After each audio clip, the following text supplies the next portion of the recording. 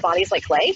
And your body will adapt to whatever you do on a regular basis. I'm here with Joan. She's a yoga therapist and a health coach. I'm curious, this year I've had a lot more time in front of the computer. I'm a little bit hunched, and I want to have some more ideas. I want to bring the self-love to a place with my body. I'm curious if you have ideas for what I can do to start giving my spine more love and self-love. Yeah, a super important topic. And I think we all relate to what you're feeling.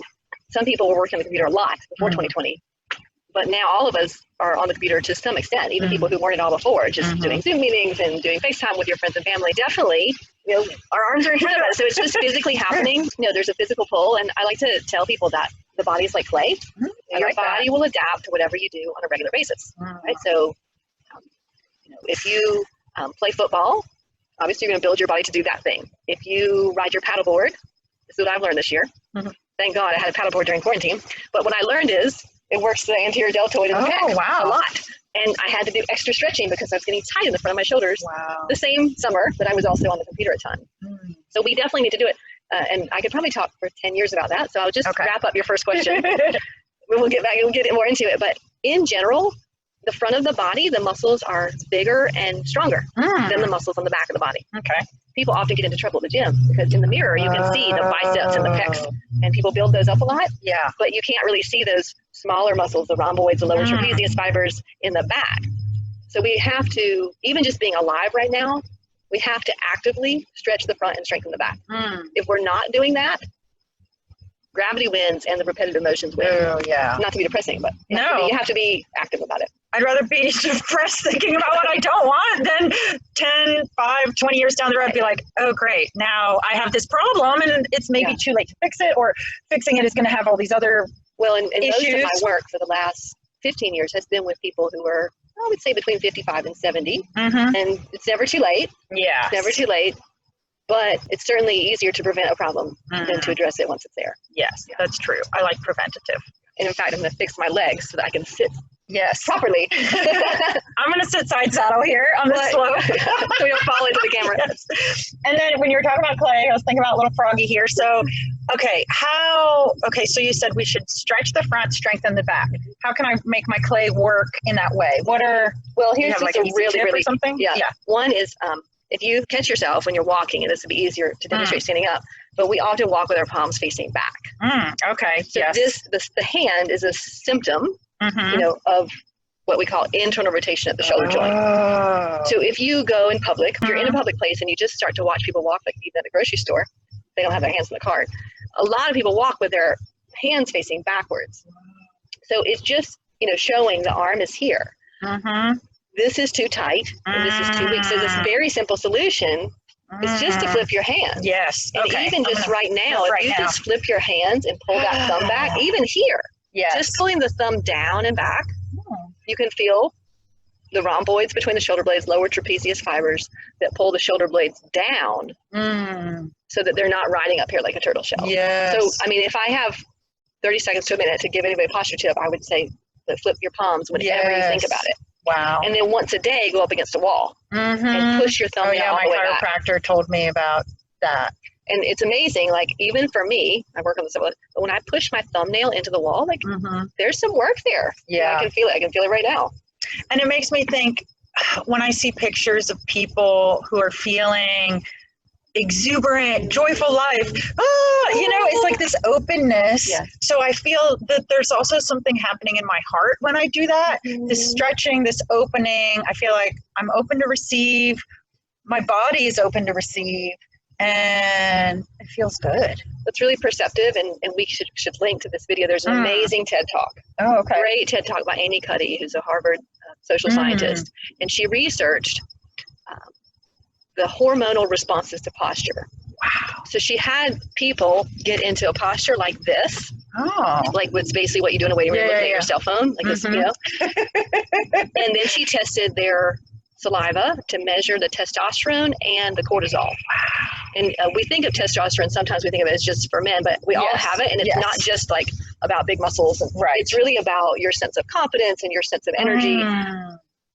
And the cortisol, of course, is stress hormone. So when people were in this flexion, this is flexion. And the side note, Aida Rolf, who started Rolfing, which is also known as structural integration work, she said all negative emotion is expressed as flexion.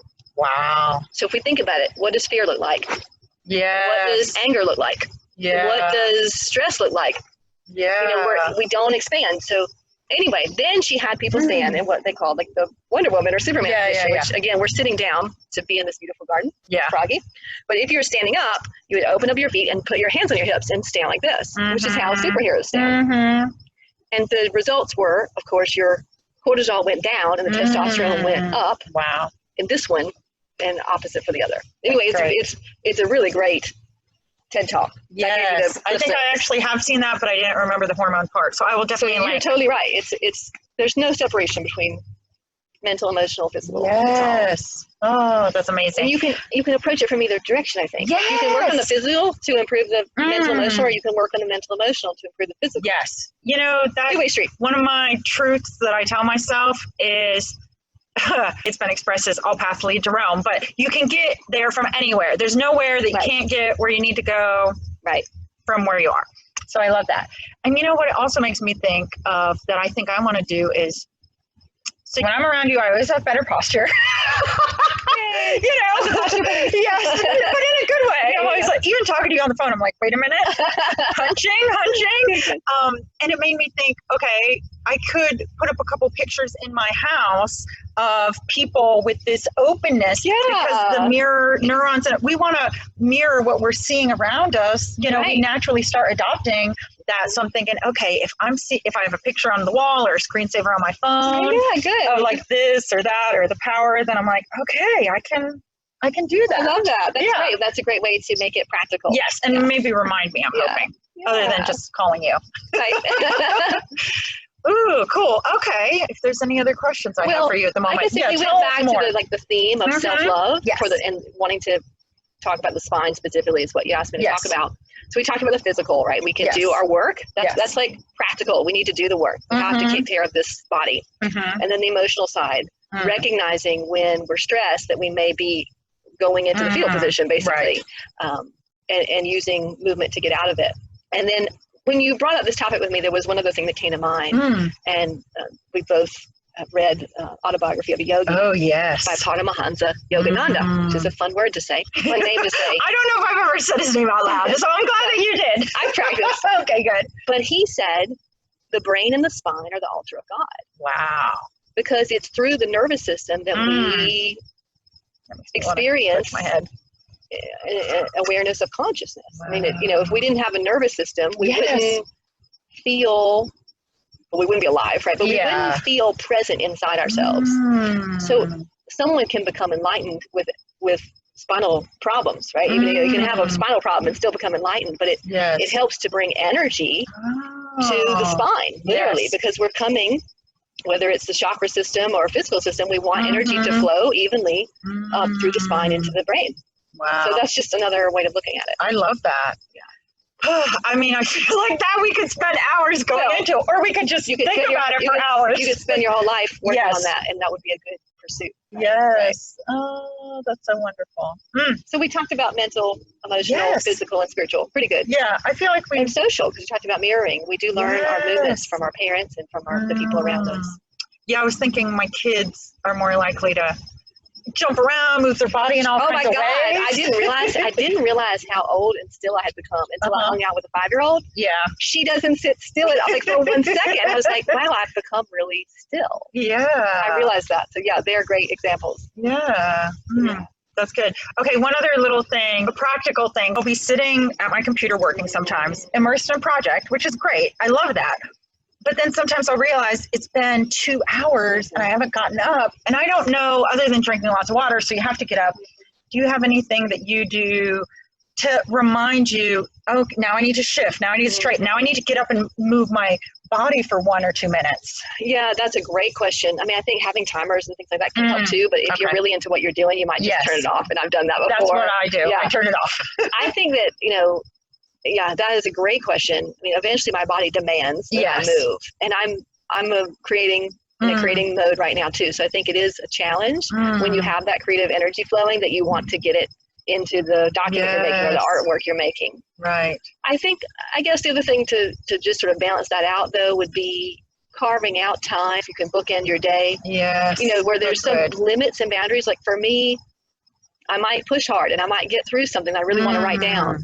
But at 7 p.m., I mean, that's for me, it is non-negotiable. The computer needs to be off. Right. So I think everyone's got to set their own boundaries with it, but it's a great question. And maybe we invite some viewers to comment on what's working, because it may be different for each person too. Yes. Yeah. Right. Because for a period of time, I think timers did work for me, but now they don't. Sometimes you're like, oh, I'll go in 5 minutes. And yes. And as you say, I like that bookending, because I definitely know if I make a point to be active in the morning and in the evening, okay, then at least even if I had this chunk of time that was very still and crunchy, hunchy over, that there's other times where the fluidity is coming back and I'm moving and stretching. Well, and the bottom line is, no matter how creative you get with a stand-up desk, and, ergonomics, we weren't supposed to be sitting around all day. Right, we were supposed to be growing food and hunting, right? Yes. So, or tending the field or whatever. Right. So ergonomics is important, because